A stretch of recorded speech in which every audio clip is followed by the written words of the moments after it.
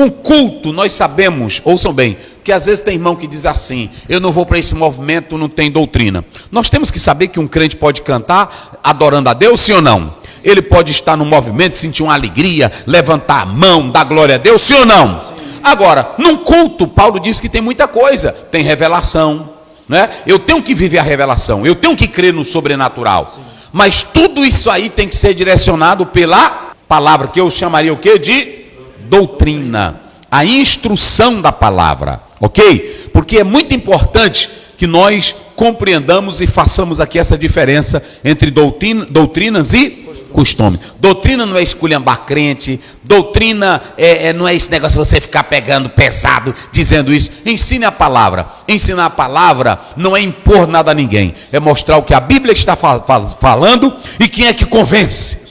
É o Espírito Santo, gente. Eu quero dizer aqui a cada professor, a cada pastor, você pode gritar do púlpito, você pode ordenar do púlpito, mas se o Espírito Santo não trabalhar na vida do irmão ou da irmã, não vai adiantar nada. O grande problema é que muitos não souberam diferenciar essas questões e criaram complicações para a palavra, ok? Qual é a questão doutrinal? É que a doutrina, ela pode ser uma doutrina da igreja forçada. É isso que eu quero falar para vocês.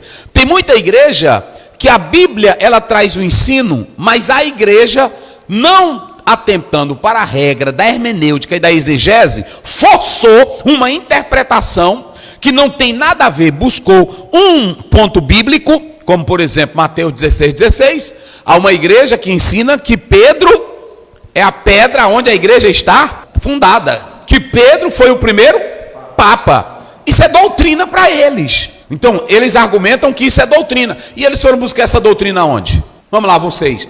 Eles foram buscar essa doutrina onde? Foi buscar onde? Na Bíblia, uma mal interpretação. Ah, sim, ele foi buscar. A base dessa doutrina, ele foi buscar onde? Na Bíblia, fazendo o quê?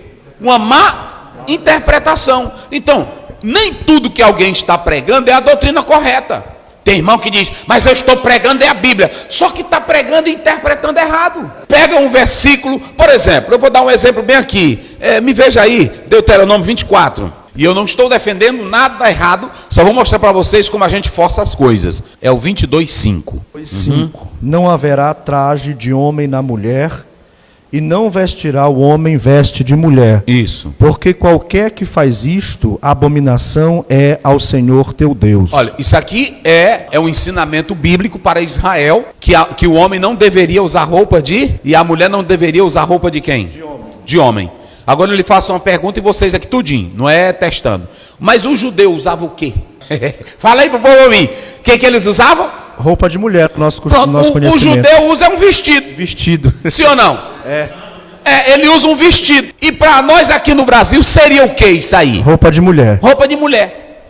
Então o que ia distinguir um judeu de uma mulher? O que acontece? Vocês podem observar que eles usam o turbante. Então prestem atenção que eu posso pegar esse versículo aqui isolado e forçar e criar uma doutrina que não tem nada a ver com a palavra de Deus. O texto não está falando disso. É isso que eu quero dizer para vocês.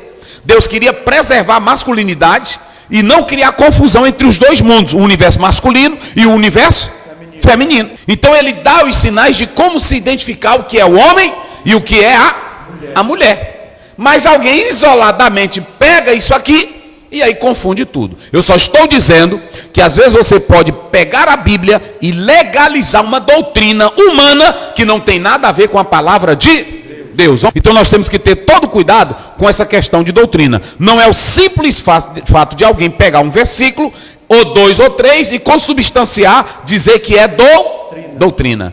Tem que estar atrelado ao contexto bíblico no seu todo, tem que estar atrelado à vivência daquilo que Cristo mesmo ensinou. Esse método de interpretação foi muito forte quando entrou o racionalismo, quando veio o iluminismo, alguns colocando a razão os teólogos liberais, eles dizem que a Bíblia pode ser avaliada pela mente humana, a Bíblia ela tem erros. Então, quando entrou essa questão do racionalismo, então, a partir da modernidade, você vê que a Bíblia passa a ser um livro questionado. Os milagres de Jesus, a pessoa de Jesus. E aí foi que veio aquela velha ideia de que muitos teólogos liberais e outros começaram a dizer que a Bíblia, ela deveria ser relida outra vez, interpretada de outro modo. Ela tem seus erros, ela tem suas falhas, ela tem seu fundamentalismo.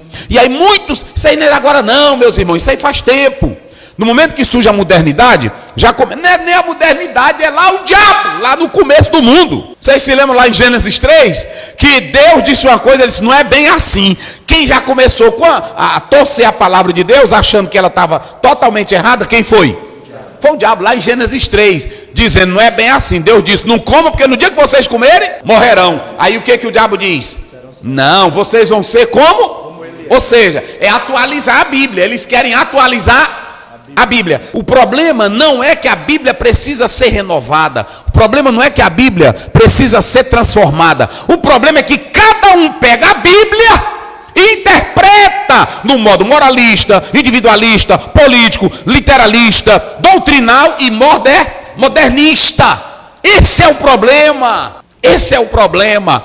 Quando você se aproxima da Bíblia, se você se aproximasse dela, tirando as sandálias dos pés e sabendo que é um livro santo e dizendo, Deus, fala comigo pela palavra, eu rendo a minha mente a ti, você ia deixar de fazer essas besteiras aqui todinho. Agora, não vai para a Bíblia com isso. Às vezes quer ser famoso, às vezes quer ser importante. Olha para cá, filma aqui, bota aqui, bem aqui na minha cara, filma aqui direitinho. Meu irmão, eu estou aqui, tem gente que acha ruim, tem gente que não gosta. Primeiro, eu não convido você para vir para cá. Eu estou aqui pregando a palavra de Deus, ensinando a palavra de Deus. Agora, eu quero conservar a sã doutrina, que é a palavra de Deus. É a instrução das Escrituras, que traz vida, que traz alegria, que traz prazer para a tua alma. Então eu estou mostrando métodos errados. E qual é o método certo, pastor Zéu? Nós temos o método histórico gramatical, nós temos a análise da Bíblia, ela foi feita dentro de um tempo. Eu vou recorrer à hermenêutica. Se eu quero saber o que uma palavra foi lá, eu não preciso mudar a Bíblia, eu vou entender que dentro daquela cultura e daquele povo há uma exegese. É saber o que ele disse lá. Como é que eu entendo a palavra hoje? Eu vou para a hermenêutica.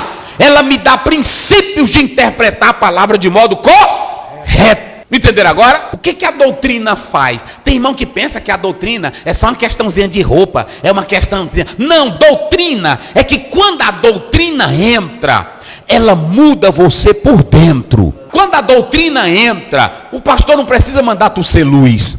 Quando a doutrina entra, o pastor não precisa mandar tu ser santo. Quando a doutrina entra, o pastor não precisa mandar tu se comportar direito na sociedade. Quando a doutrina entra, tu sabe ser servo, e o patrão também sabe ser um senhor no temor de Cristo Jesus. Quando a doutrina entra, o crente é educado. Quando você vê uma mulher, olha para cá, tá filmando direito, irmão, bota aqui. Quando você vê uma irmã na igreja, que ela ainda quer a impiedade do mundo, a vergonhice do mundo, ela está na igreja, mas é traindo o marido dela. Ele está na igreja, mas é namorando, diz que é crente, é casado, mas é namorando. A doutrina entrou? Ele está na igreja, mas compra fiado e não paga. A doutrina entrou? Não. Ele está na igreja, mas ele quer andar como gente do mundo, se vestindo como pecador. Ele quer andar devasso. A doutrina entrou? Não. Nunca. Quando a doutrina entra, tu passa a ser educado. Quem vai te educar agora é o Espírito Santo de Deus. Oh, aleluia. Fale amanhã isso na escola dominical, irmão. Olha para cá, bota bem aqui na minha cara. Tá filmando direitinho? Quando a doutrina entra, tu não quer ser mais como o povo do mundo. Quando a doutrina entra, tu não quer imitar o mundo. Quando a doutrina entra, uma mulher cristã santa, ela não quer andar devassa, mostrando o corpo, mostrando os seios. Quando a doutrina entra, o homem não quer ser garanhão, não quer ser as pessoas do mundo, ele quer ser agora luz. Porque a doutrina, e o que a doutrina faz? Educa. O que a doutrina faz? Educa. Diz aí vocês bem forte, o que a doutrina faz? Educa. Pronto. Não é o pastor que vai educar. Quem é que educa?